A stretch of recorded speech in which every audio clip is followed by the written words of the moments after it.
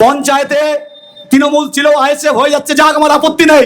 আমরা যখন শওকত মোল্লার বিরুদ্ধে লড়ছিলাম, নটোরিয়াস ক্রিমিনাল, তার বিরুদ্ধে যখন লড়ছিলাম, নওশাদ সিদ্দিকীর সঙ্গে যখন আমরা মঞ্চ ভাগ করছিলাম, তখন নওশাদ সিদ্দিকী সার্টিফিকেট চাইছেন আপনাদের কাছ থেকে। কি বলছিলেন? যে আমি তোলাবাজি করব না, আমি তোলাবাজির টাকা নিইনি। আর আজকেরও আমরা পেয়েছি একটা সিট, আর আমাদের সমর্থনে নওশাদ সিদ্দিকী সাহেব দিয়েছে একটা দুটো, আর 80টা সিট পাওয়া তৃণমূল রাতের অন্ধকারে 24 ঘন্টার মধ্যে 60 জন বিজেপির কোলে আত্মসমর্পণ করে দিল। লড়াইয়ের ময়দানে তারা নেই। এক পাওয়া সিপিএম রাস্তায় লড়াই করছে। সুজন চক্রবর্তী 68 বছর বয়সে আক্রান্ত হচ্ছে, এসে পায়ে সৃজন ভট্টাচার্যকে জেলে যেতে হচ্ছে, জয়রাজ ভট্টাচার্যকে আক্রান্ত হতে হচ্ছে। কেন লড়াইয়ের ময়দানে? আমরা বারবার করে বলেছি, বামপন্থীদের একটাই স্বার্থ, কাস্তে হাতুড়ি তারার একটাই স্বার্থ, সেটা হচ্ছে মেহনতি মানুষের লড়াইয়ের পক্ষে শেষ দিন পর্যন্ত থাকা। আমরা যেমন মজুমদারদের জমি গরিব মানুষের বিলি করেছি, আমরা যেমন চক্রবর্তীদের জমি গরিব মানুষকে বিলি করেছি, আমরা যেমন অর্ধেন্দু নস্করদের জমি গরিব মানুষকে বিলি করেছি, আমরা তেমন পঞ্চায়েতি রাজের ব্যবস্থার মধ্যে সেই গরিব মানুষ যাতে কিরকম খেতে পারে তার ব্যবস্থাও করেছি। আমরা স্কুল কলেজ তৈরি করেছি। একবার মাধ্যমিক পরীক্ষায় 9 লক্ষ বাচ্চা পরীক্ষা দেয়, আর তৃণমূলের আমলে 5 লাখ পরীক্ষা বাতিল হয়ে যায়। মাধ্যমিকের পরীক্ষার্থী ক্রমশ কমেছে তৃণমূলের আমলে, স্কুলটা উঠে গেছে তৃণমূলের আমলে, কলেজটা আড্ডাখানায় পরিণত তৃণমূলের আমলে, কলেজে কেউ ভর্তি হতে যায় না, ড্রপ আউট বেড়েছে, স্কুল ছুট বেড়েছে। বামপন্থী বুদ্ধদেব ভট্টাচার্য মুখ্যমন্ত্রী, অজস্র ছেলে লেখাপড়া দিচ্ছে, এসএসসি চাকরি পাচ্ছে, বছরের পর বছর এসএসসি পরীক্ষা হচ্ছে, একটাও দুর্নীতির কালো ছায়া তাদের মধ্যে নেই। আমরা বারবার করে বলেছি যে দুর্নীতিগ্রস্ত একটা সরকার, সে গরিব মানুষকে সুযোগ দিতে সুবিধা দিতে পারে না, তার সেই শক্তি নেই, তার ক্ষমতা নেই।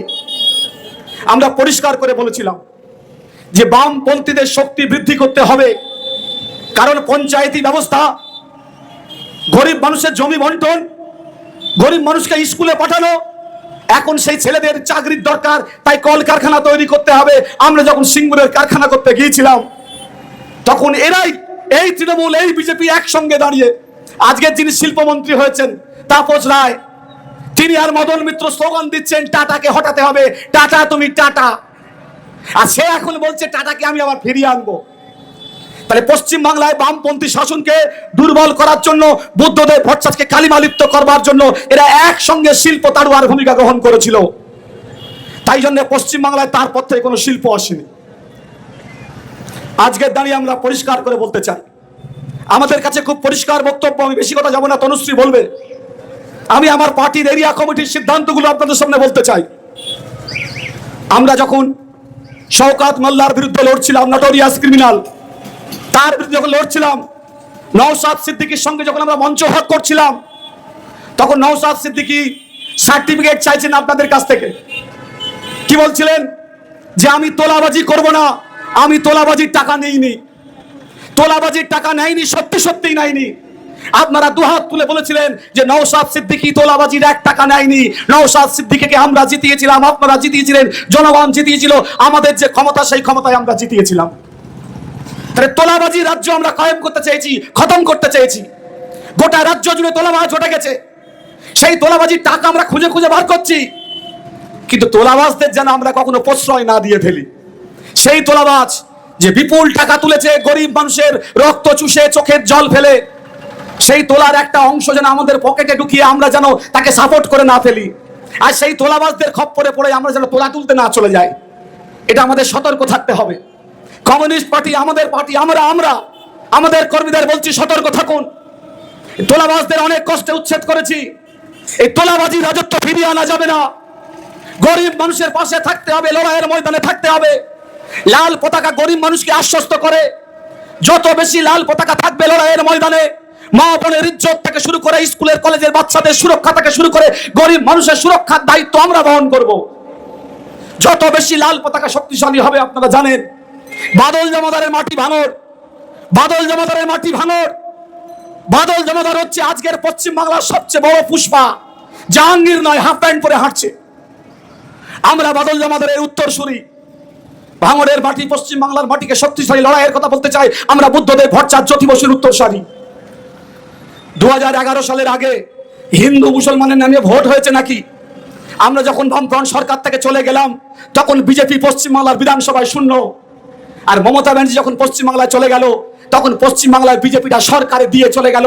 যে কাজ মমতাকে দায়িত্ব দেওয়া হয়েছিল সেই কাজ সম্পূর্ণ করে মমতা ব্যানার্জি চলে গেলেন। আমরা বলছি, কিছু কিছু হিন্দু হয়তো মনে করতে পারেন যে বিজেপি সরকার এসছে, এটা আমার সরকার। বিজেপি আদানি আম্বানির সরকার, গরিব মানুষের সরকার নয়। আদানি আম্বানির স্বার্থে সে গোটা ভারতবর্ষে তার কাজ রূপায়ণ করবার চেষ্টা করছে। রেল বিক্রি করবে, স্টেশন বিক্রি করবে, বন্দর বিক্রি করা হয়ে গেছে, এয়ারপোর্ট বিক্রি করা হয়ে গেছে, রেল স্টেশনগুলো বিক্রি করে দেবে, ট্রেনকে বিক্রি করে দেবে। তাই জন্য হকার উচ্ছেদ হচ্ছে। গরিব মানুষের পেটে লাথি মেরে আদানি আম্বানির হাতে দেশটাকে তুলে দিতে চায় বিজেপি। এই হিন্দুদের সরকার নয়, গরিব মানুষের সরকার নয়। তাহলে ডায়মন্ড হারবার থেকে শুরু করে, যাদবপুর থেকে শুরু করে, দমদম থেকে শুরু করে, উত্তর দমদম থেকে শুরু করে, ক্যান্টনমেন্ট থেকে শুরু করে, দুর্গাপুর থেকে শুরু করে হাজার হাজার যে সমস্ত হকার আছে, দরিদ্র গরিব মানুষ, তাদের 90% হিন্দু। তাদের পেটে লাথি মারা যায় না। ভারতবর্ষ সমনবীর দেশ। পেটের ভাত গুরুত্বপূর্ণ নাকি নান্দনিক দৃষ্টিভঙ্গি গুরুত্বপূর্ণ? রেলের সেন্টার গুরুত্বপূর্ণ, ঝকঝকে স্টেশন গুরুত্বপূর্ণ নাকি গরিব মানুষের রুটি রুজি গুরুত্বপূর্ণ? আমরা গরিব মানুষের রুটি রুজির লড়াইয়ের পক্ষে।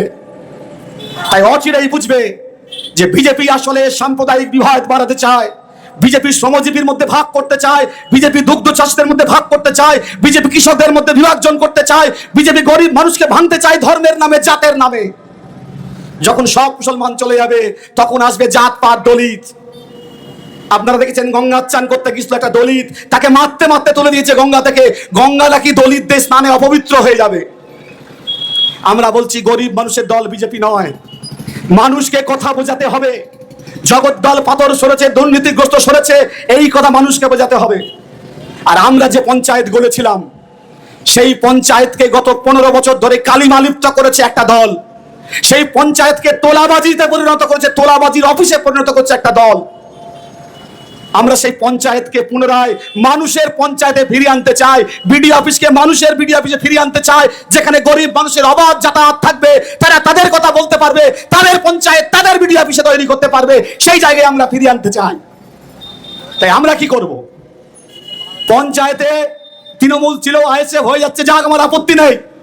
আমরা সেই পঞ্চায়েতকে বাধ্য করব মানুষের জন্য কাজ করতে। যতক্ষণ লাল ঝান্ডা থাকবে, লাল ঝান্ডার তলায় যত মানুষ আসবে, সেই মানুষকে পঞ্চায়েতে নিয়ে যাব। পঞ্চায়েতকে বাধ্য করব গরিব মানুষের জন্য কাজ করতে। পঞ্চায়েতকে বাধ্য করব গ্রাম সংসদ থেকে গ্রামের মানুষের মধ্যে কাজ করতে। কত টাকা দিয়ে তুমি কাকে ঘর দিয়েছো, বিডিওর কাছে আমরা তালিকা চাইবো যে পঞ্চায়েতগুলোই কারা কারা ঘর পেয়েছে, টাকা দেন। সেই তালিকা আমরা মেলাবো। কার দুতলা বাড়ি আছে সে ঘর পেয়েছে, কার 3 তলা বাড়ি আছে ঘর পেয়েছে, আর কে ঘর পায়নি। আমরা রাস্তায় যাব, এই লড়াইয়ে যাব। ভাঙড়ের মাটি সাম্প্রদায়িক সম্প্রীতির মাটি। এই মাটিকে সাম্প্রদায়িকতার বিভক্তে বিভাজন করা যাবে না। স্কুল কলেজ উচ্ছন্নই চলে গেছে। স্কুলে মাস্টার নেই, পার্ট টাইমার দিয়ে স্কুল চালায়। মিড ডে মিলে বিপুল দুর্নীতি। এই দুর্নীতির সমস্ত টাকা কালীঘাটে চলে যায় 75 ভাগ। আমরা স্কুল কলেজকে সচল করতে চাই। বামফ্রন্ট যে উদ্দেশ্যে কলেজ তৈরি করেছে, আমরা রক্ত দিয়ে কলেজ তৈরি করেছি, আমাদের রক্তে কলেজ তৈরি হয়েছে। আমরা বামফ্রন্টের আমলে কলেজ তৈরি করেছি, স্কুলগুলো আমরা তৈরি করেছি। এই স্কুল, এই কলেজ গরিব মানুষের জন্য, মেহনতি মানুষের জন্য, সমস্ত নিম্ন মধ্যবিত্ত মানুষের জন্য এই কলেজ। সেই জায়গায় তাকে ফিরিয়ে দিতে হবে। এমন কোনো কাজ করা যাবে না 1.5 বছর বাকি পঞ্চায়েতে। এই 1.5 বছর পঞ্চায়েতের কাজ হবে মানুষের জন্য, বিডিওর কাজ হবে মানুষের জন্য, শ্রমজীবী মানুষের, সব মানুষকে কাজ করে দেখাতে হবে। অন্ধকারে রেখে কোনো কাজ করা যাবে না। আমরা আছি লড়াইয়ের ময়দানে, গরিব মানুষের অধিকার রক্ষার লড়াই থাকবো। কলকাশির ভাঙড়কে ভেঙে 8টা থানা করেছে। কিসের জন্য? ভাঙড়ের আন্দোলনমুখী মানুষ। ভাঙড়ে ভয়ঙ্কর আন্দোলন হয়েছে, পাওয়ার গ্রিডকে কেন্দ্র করে শাসক বিরোধী আন্দোলন। 2023-এর পঞ্চায়েত নির্বাচনে ভয়ঙ্কর আক্রমণ হয়েছে আমাদের উপর। আইএসএফ এর কমরেডদের উপর আক্রমণ হয়েছে, গুলিবিদ্ধ হয়ে খুন হয়েছে। নায়করা এখন হাত ধুয়ে ফেলেছে। আমরা পরিষ্কার বলতে চাই যে শ্রমজীবী মানুষের ঐক্যকে ফিরিয়ে আনতে হবে, শক্তিশালী করতে হবে শ্রমজীবী মানুষের ঐক্যকে। শ্রমজীবী মানুষের ঐক্য বাদ দিয়ে কিছু হতে পারে না। সেই ভাঙড়, মানুষের ভাঙড়ে ফিরিয়ে আনতে লাল